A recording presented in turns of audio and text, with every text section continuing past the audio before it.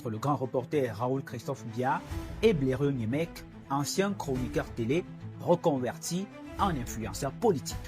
Tout est parti d'un direct au cours duquel Blériot, très sûr de lui, affirmait être parmi les plus riches hommes des médias et propriétaire d'une résidence R+3 ultra moderne dotée d'une salle de cinéma, d'une salle de fête et de 28 pièces. Une maison de luxe, symbole de réussite personnelle selon lui.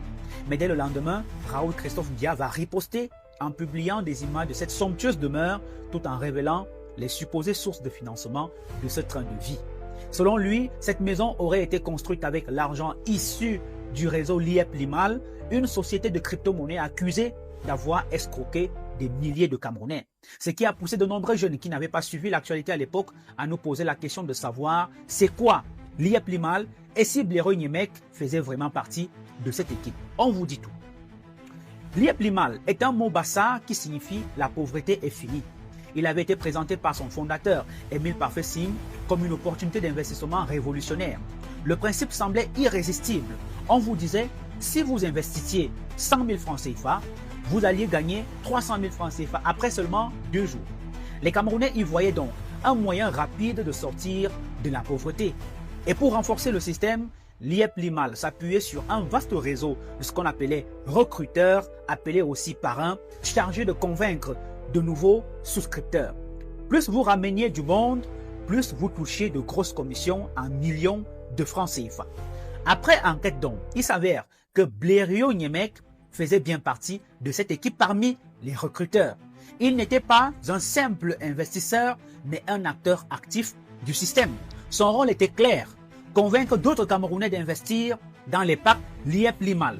Et il y arrivait sans difficulté parce qu'il avait acquis une certaine notoriété lors de son passage à Vision 4 qui lui conférait une crédibilité naturelle auprès du public.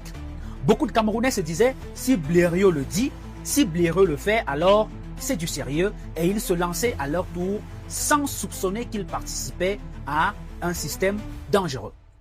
Dans la réalité, Liep Limal n'était pas un véritable projet d'investissement, non, mais un système pyramidal. C'est-à-dire quoi? Les premiers investisseurs recevaient des gains payés avec l'argent des nouveaux entrants. Tant que des gens continuaient à investir, le mécanisme fonctionnait bien. Mais dès lors que le recrutement s'est ralenti, tout s'est effondré.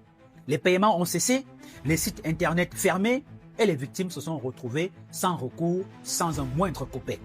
Des enseignants, des commerçants, des chauffeurs, des militaires, des étudiants ont perdu des millions de francs CFA. Certains avaient même emprunté de l'argent pour investir, convaincus qu'ils seraient très riches en quelques jours.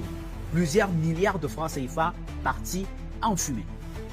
Devant l'ampleur de la catastrophe, la commission de surveillance du marché financier d'Afrique centrale, la COSUMAF, et le ministère camerounais des Finances vont finir par tirer la sonnette d'alarme. Ils ont officiellement mis en garde le public contre les activités illégales de Liep Limal et de sa maison mère qui s'appelait Global Investment Trading, en soulignant qu'elle n'avait aucune autorisation légale pour collecter l'épargne du public ou promettre des rendements financiers. Mais à ce moment-là, le mal était déjà fait. Il faut dire que les affaires d'Émile Parfait Sim semblaient jusque-là très florissantes.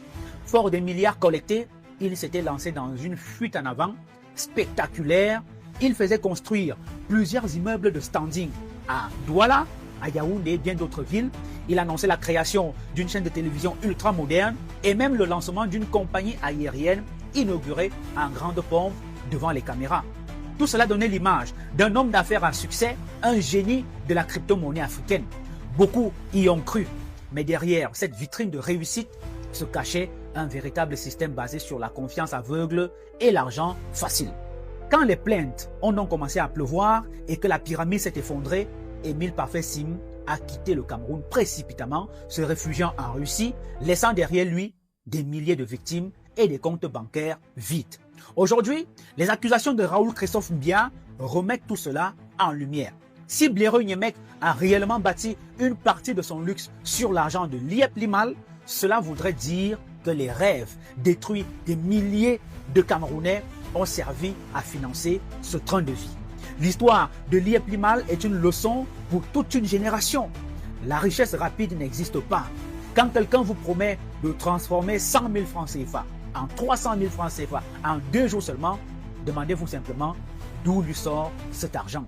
Si ce n'est pas le fruit d'une activité réelle, palpable, alors c'est une illusion, c'est une arnaque.